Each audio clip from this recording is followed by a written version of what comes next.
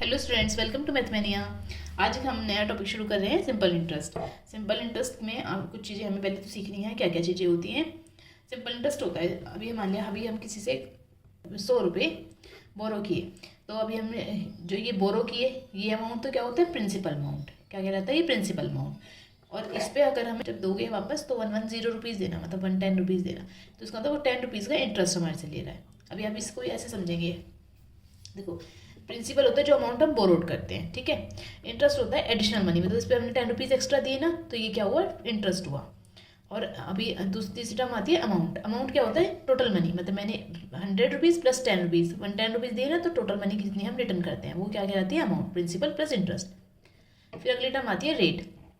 Rate क्या होती है, interest on 100 rupees for 1 year, है ना। 100 रुपीज़ पे 1 साल के लिए कितना इंटरेस्ट लगेगा, वो क्या कहलाती है, रेट। मतलब हम 100 के रेफरेंस में देखते हैं रेट को।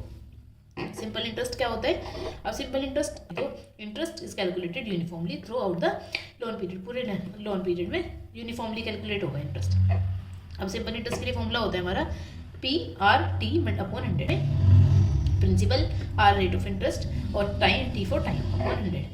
अभी आप इसको एग्जांपल से अच्छे से समझ जाएंगे। एग्जांपल में क्या है, अगर मान लिया किसी ने कुछ मनी बोरो करी, कितनी, 1000 रुपीज़, तो टाइम से 2 ईयर्स के लिए बोरो करी, और रेट ऑफ इंटरेस्ट उसने का 10% क्या होगा, P multiply R multiply T upon 100। P क्या है 1000, टाइम कितना है 2 years, rate of interest 10, calculate करके हमारे पास 200 रुपीज़ आ गए।